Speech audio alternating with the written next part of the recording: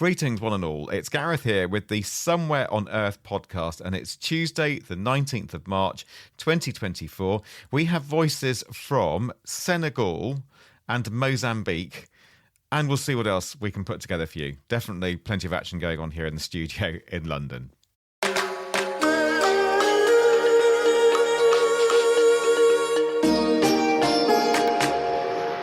And with us for some experting today, it's Anya Literovich, this side of the glass again. Now, this is turning into a habit. What's your excuse this time? Well, I liked it last time, didn't I? You did, actually. I did. You did well. You suited you. Oh, gosh, that's so kind of you to say I did well. Me sucking up to the boss gets you everywhere, doesn't it? Exactly. Well, I might like it so much, I could stay here. Hashtag just saying. Okay. Look, I've got Gillen on speed dial here. Where is she? Right. Okay. Well, this is very nice, Anya. I'm glad you're this side of the glass. And we've got plenty to chat about on the serious side of things as well. So let's get into the podcast.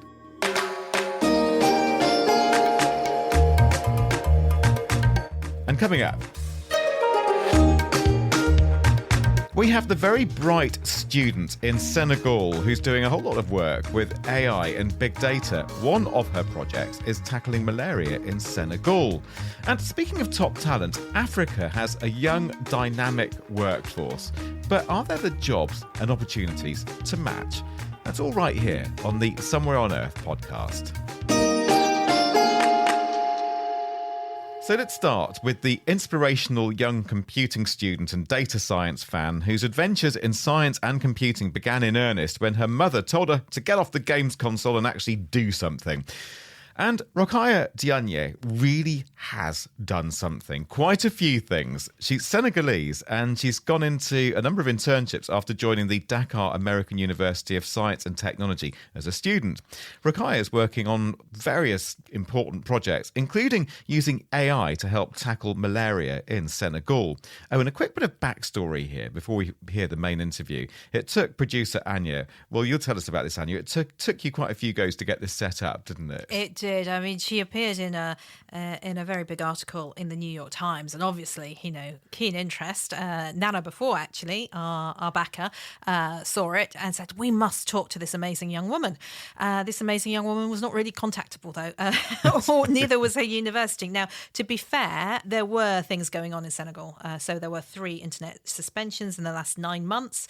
There's been political uncertainty in the country since June 23, when an opposition leader, Ousmane Sonko, I think that's how you pronounce his name, was arrested. Other opposition leaders were arrested. Some were attacked by the police. There were meant to be presidential elections on the 25th of February, but they were postponed by the outgoing president.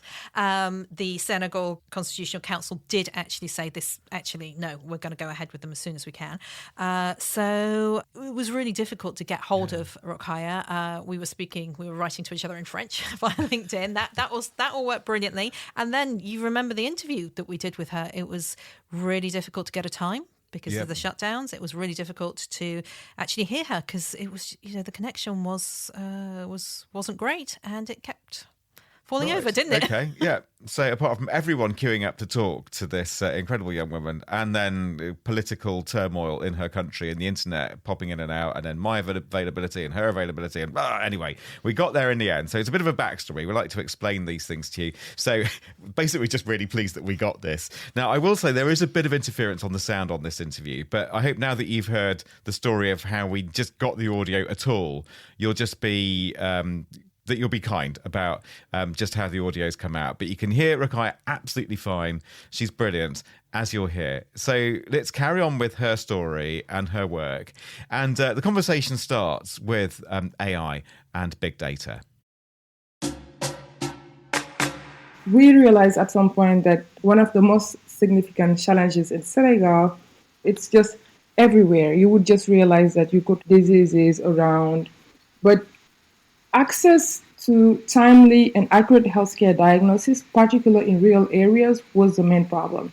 So in a lot of areas in my country or in other countries in Africa, people do not have very skilled people everywhere they want. Like, we have very talented people, but unfortunately we don't have a lot of them. Like, there are not that many, which means that some people will find themselves in areas where they will not be able to have that expertise.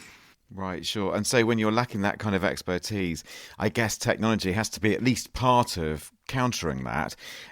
And you're talking about AI here. So what kind of health conditions and diseases are you interested in diagnosing using an AI approach? The first disease I started with was tuberculosis with a group of friends. But then I realized that we didn't have that much data. The reason why we choose AI here is like a transformative solution because it enhances like diagnosis accuracy and speed, but then it allows us to be able to to potentially save lives through early detection and treatment. And with the use of AI, we would be able to analyze a huge amount of data from a lot of things that we can have around. Is there a way that you can bring in existing tools from outside Senegal, or is this really a very specific Senegalese use case that really nobody's designed a tool around it? And even if they had, it wouldn't be based on data in Senegal that pertains to populations there. So it really sounds as if you're tackling something that where there isn't the data, there aren't the tools. Are you kind of starting from scratch? Well, yes. What we're doing is mainly that we have some tools that we could rely on, but those tools are not really available everywhere. Like in some areas, you would go to Senegal, you would just not find any microscope, or if you do find some microscope, those microscopes are not, it's very cheap microscope, so it's not high quality microscope that will allow those people to be able to provide some, very good high quality diagnosis. So what would be the fact that you can either find microscopes, but not people that are trained to be able to go through those microscopes and perform the analysis because they don't have enough people to bring them on those areas.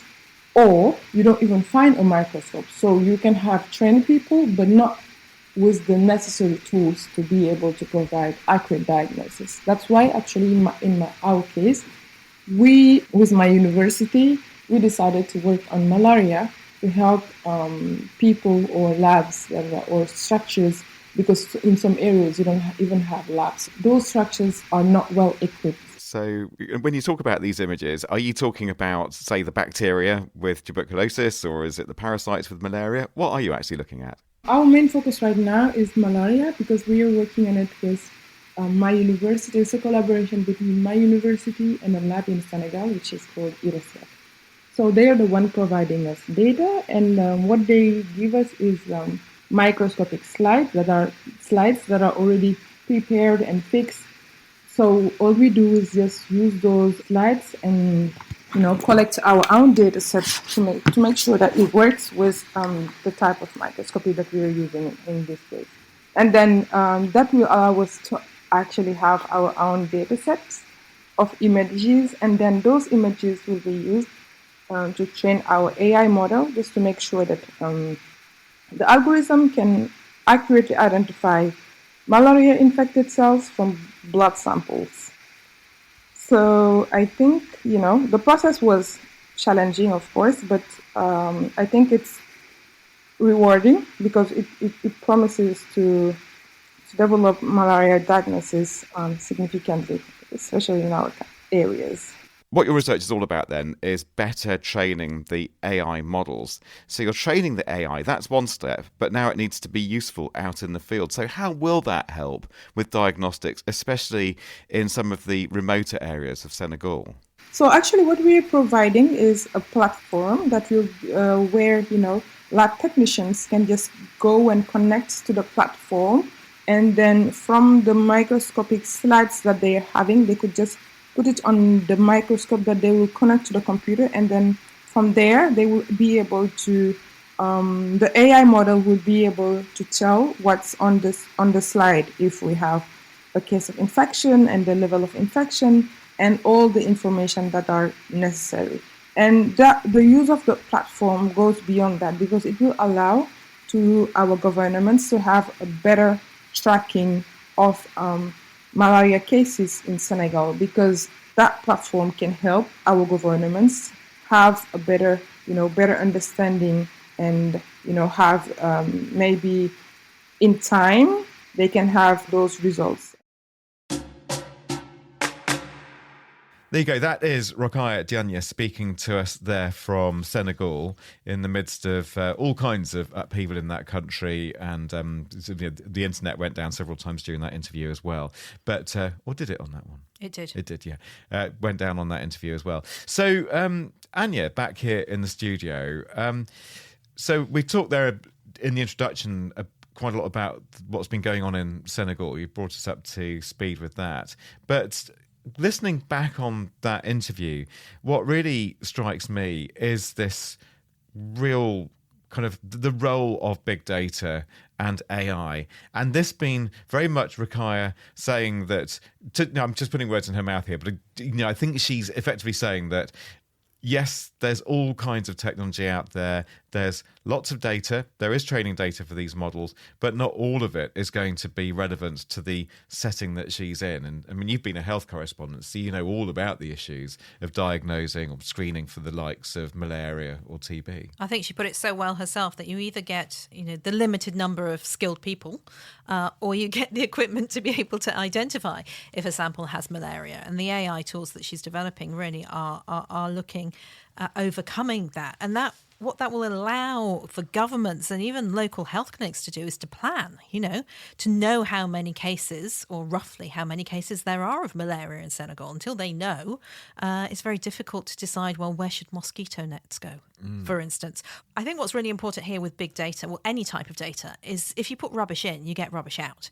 The data quality has to be really good. And that's one thing that I think Rokhaya is really, really pushing for. With good data, you're going to be able to have good analysis. With good analysis, you're going to then have good planning. Yeah, I mean, that is so important, Anya. Thank you for that. Well, there is more from Rokhaya in the extended in the podcast extra version and the subscription version. And it's well worth a listen because out of all things, we ended up talking about underwater drones and seagrass. Figure that one out. So that's in the podcast extra.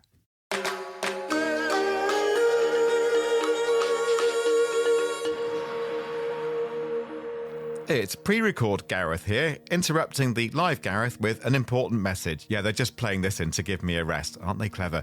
And the message is, please subscribe to the extended version of this podcast, won't you? It's where the guests often relax. I get to wing it a bit and we find out more about people's work and their lives. It's $10 a month. Most podcatchers open up the subscription content if you just click on the padlock or something, or you can go to somewhereonearth.co, press the big button on the left-hand side to subscribe or the big button on the right to donate. You can opt out at any time, and because we know it's so easy to cancel, we really do try to make it good. No filler, just a bit of extra bonus content to make your and our day.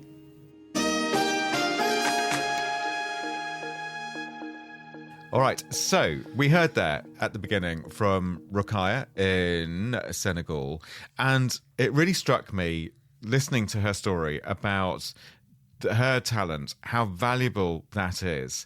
The journey she's had with her education. She's been through a couple of universities, studied biology to start with, and now is ending up in computing, in big data and AI.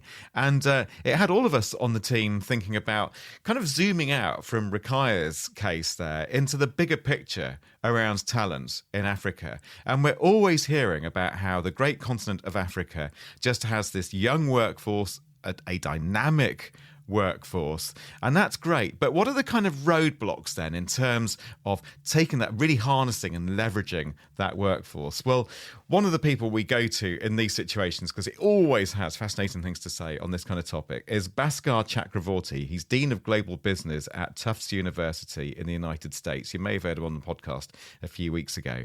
And he's also the chair of a research initiative called Digital Planet, and that explores the impact of digital innovations around the world. And he has loads of data at his fingertips about a lot of these questions, including the whole workforce across the continent of Africa question. And this is what he had to say.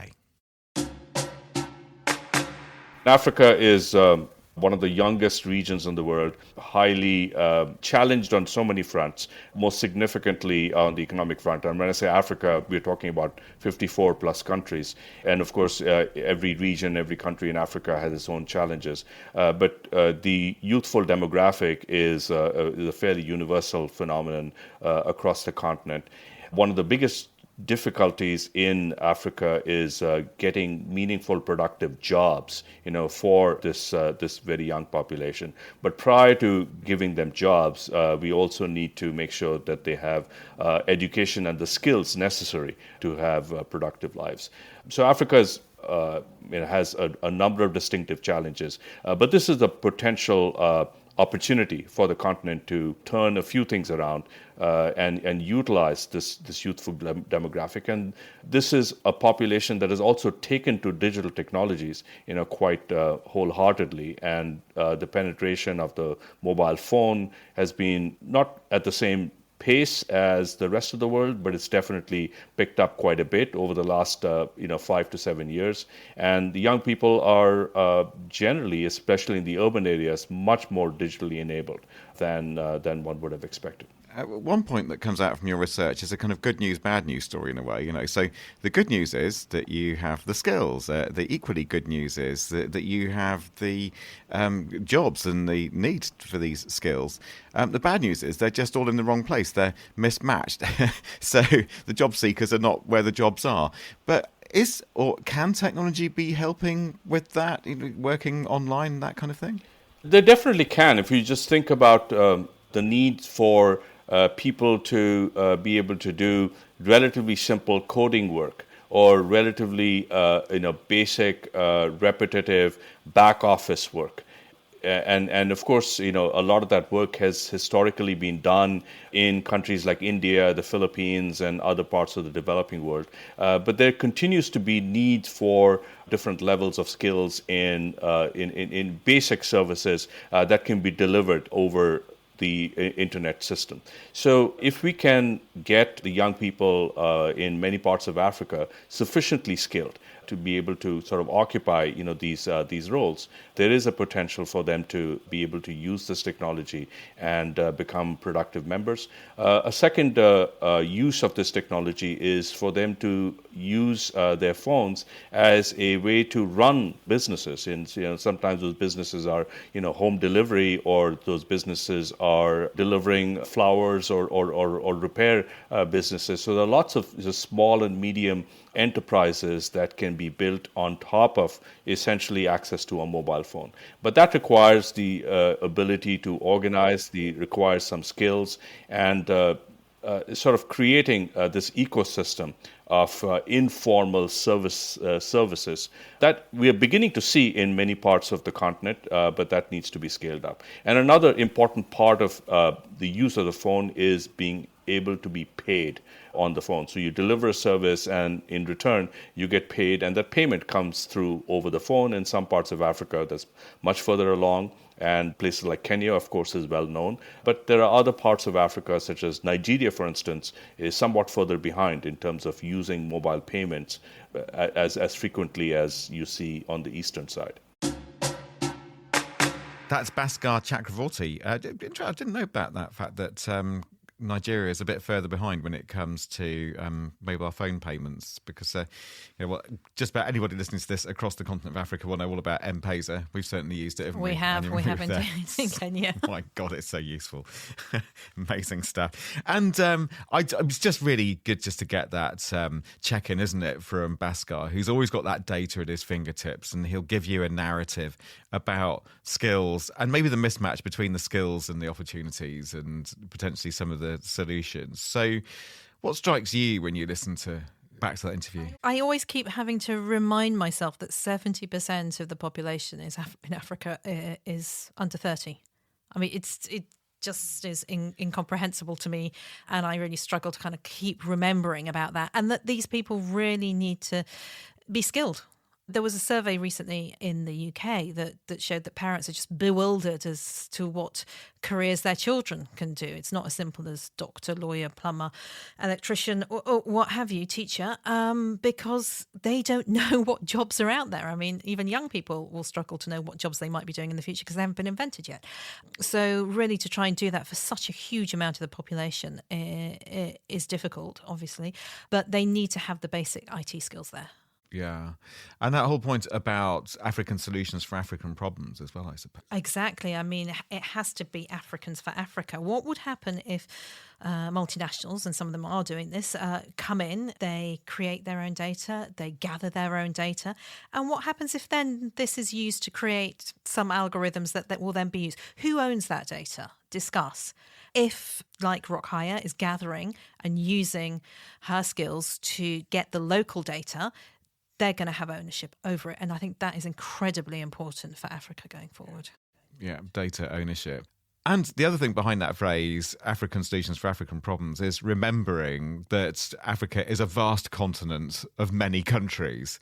And what this is really about is country-specific solutions, as if there's, the myth that there's some solution like that's going to fix Africa any more than anything is going to fix Europe or the United States. Probably a bit different because that's a country, but you know what I mean? As if thinking on the country-specific thing, that Uganda is not Rwanda, Senegal is not Ghana. Exactly. We can discuss why that is, etc., etc. But they are different peoples, and therefore they need different solutions to different problems. And I think one thing that I recently read about was Nigeria, as everybody thinks, oh my goodness me, Nigeria, so many people use the internet. But what most people don't realise is that it's multi-use. So people who do use the internet use it a lot, but they will have 5 devices. So the actual numbers of people using the internet is much smaller. It's just people use it in different ways. Right. Anya, thank you. Just before we leave it for this edition, can we do some subscriber numbers? Yeah, I think we got a WhatsApp. We got a WhatsApp from Mozambique. I'm so excited. Mozambique, beautiful country. Yeah, we're very excited. So here we are. It's beautifully self-contained. Here's one of our listeners. Hi there, Martin here from the Dairy Goat Guy from southern Mozambique. Was a avid follower of the Digital Planet, late adopter of the Somewhere on Earth, but very happy to have found the podcast, enjoying the old familiar voices, and working my way through the catalogue. Thanks very much. Keep up the good work. Very nice too. So I love that, the Goat Guy, the Mozambique Goat Guy. Oh, it's brilliant. And I love the fact we have a catalogue. I like that as well. And whether you're an early or a late adopter, if you're just adopting the podcast, that's thank you. We're very glad that you're here. But he has a very good use of AI, doesn't he? He certainly does. In his profile pic, which is 2 goats. 2 goats with cheese and grapes in front of them. Very importantly, all generated by AI. So, it's all very well coming onto this podcast saying about AI and the really big global health problems and so on. Yeah, it's also coming up with goat pictures as well. It's very positive there. Very positive. You get both ends of the spectrum on this podcast. Although I mentioned listener numbers, he didn't actually ask for one there. So we had a listener, but can we do some subscriber listener numbers as well? Well, we can. And I mean, we have to just mention now that we do have some quite important soap suds numbers now, don't we? We sure do. Yes, none other. Jimmy Wales. And he's got. I know, and Amanda Renteria. Yeah. CEO for Code for America. Yes, it's certainly made my database here look very star-studded, shall we say. So following keenly in their footsteps, in their number tracks, is Adrian, who says, may I claim alpha, the fine structure constant, with a value of about 1/137. Again, how do you enter that on our database? I might just turn it into a decimal 0. Whatever it is. I think you're going to have to. I think it's the only way of expressing it. And I could probably write alpha on the database. Let's think about that. But Go on. Anya, you and probably all the listeners must be wondering why Adrian wants that number. Okay, well, it's obviously I'd know this kind of stuff. It's related to the strength of electron-electron interactions that cause the separation of lines in the hydrogen spectrum. Wikipedia. It's very useful for that particular research. Adrian, Can he have that number? Well, I'm fine with that. Stevie? Oh, he's not sure. Stevie might veto it. This could be our first ever veto of a subscriber number.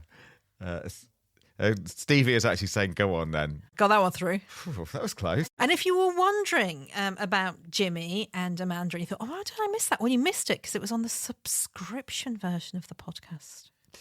Yeah, so you can miss all kinds of stuff, I'm afraid, folks. Jess Donaldson wants Soap Sud 2. He says, can I have number 2, please, if it hasn't gone? Why? Because Gowrie bagged number 1, says Jess. That's true. No, that's not fair. Gowrie did not bag number 1. She was anointed with it. Yes, that's an important distinction. Jess says, if number 2 isn't available, then could I request the smallest number still available? Will that be something like 0.0000001? I don't even want to go there. So, yes, in other words, you can have 2, Jess. Let's just make this simple for ourselves. Can we do that, Stevie? Yeah, there's a nod. Stevie says yes. Right, let's give you that one. And how about this one? Let's go down the list slightly, just making sure there aren't a few that we've already done. So Corinne Patterson says, I love your podcast. I was a long-time Digital Planet and Click podcast listener since 2006. I have no idea what listener number I was previously. And Corinne, by the way, that doesn't matter because we're not carrying them over anyway. It would be illegal under GDPR or something that I've just made up to have done that. So we are starting from scratch. So Corinne says, is number 60 available in the new format? So it's not down to whether you had or didn't have it in the last iteration of whatever this is. It's just to make sure it hasn't already gone. I'm just checking. No. So I'm actually doing a number search here. No, we can give that to you if the committee agree. Is there a reason why? Or just does she want it? I don't think so. I'm trying to remember if it was... No, I don't know what it was. So we'll check, but yeah, that's fine by me. We'll just let her get away with it anyway. And I think Stevie's nodding, so I think that means yes from Stevie. Bernard Hunt wants listener number, subscriber number, suds number 2600. It's a famous number, says Bernard, from the formative days of phone phreaking and computer hacking. The phone network could be controlled by sending a tone with a frequency of 2,600 hertz into the handset, which allowed them to make free calls, especially long distance or overseas. When computers started being networked with remote access via phone lines, hackers connected to computers all over the place. I think I remember that, actually. I'm old enough. Well, I was never that naughty, so I don't. You wouldn't know. I mean, I was never that naughty. I just remember that tone, that 2600 hertz tone. So I think that's quite a nice one. In fact, a bit of background on that. I'd not hacking phones, but back in the old days, when long before people had mobile phones, you could dial a number just by clicking on the little cradle stand, the switch basically, to emulate the numbers that otherwise would be clicked through the rotary dial. So you could go ba-ba for 2 and then ba-ba-ba-ba-ba for 4. I think that was 4. And it was so much fun. But one day, my friend Donovan came in and somehow, he'd never told me how, but he had the number for the White House. And of course, especially if you're doing long distance, you'd have to put loads of coins in to sustain the call. But the phone would let you at least listen to the person on the other end, obviously saying, hello, White House. So we rang the White House and just... Well, bango any attempts to get anything from the US government on the show now, Gareth. Yep. Sorry about that, US government. I know Ronald Reagan was personally very cross about it, and clearly the government of the United States has never forgiven us. I could do the other story about how I was actually stopped in passport control going into Houston once. I didn't do anything illegal. It's all right. I thought you were going to say Rwanda. Can you remember that? Yeah. Gosh, yeah. I think that's enough now. Yeah, I think, well, you're the producer, so that's enough until we've agreed or not agreed whether Bernard can have 2600. Oh, I think so, yeah. Okay, Stevie says yes. So a few suds there. Julie, granted. What a huge privilege it must be. But we love getting your suds suggestions. So please keep sending them in and we'll keep trying to do this and we'll get through a whole load of them and we'll get you registered. There we are. That is the programme, the podcast for this edition. Anything else to go through, Anya, or do I need to wrap it up? Wrap it up, please. Oh, that's genuinely scary. Right, so Before we go, quick reminders. The email is hello@somewhereonearth.co. We are on social media. I'm sure you know where by now, but you can usually find us through Somewhere on Earth podcast, the Global Tech Podcast, or an arrangement of those words. And on WhatsApp, we're code 44 7486 329 484. Audio today has been by the eponymous Stevie Arnoldi at Lanson's Team Farner over here, and I think you probably by now know who the producer is. Shall I name check you again? Anya Lichtarovich. You say it better than me. And I'm Gareth. Thanks for listening, and see you next time. Stand by for the subscription if you subscribe.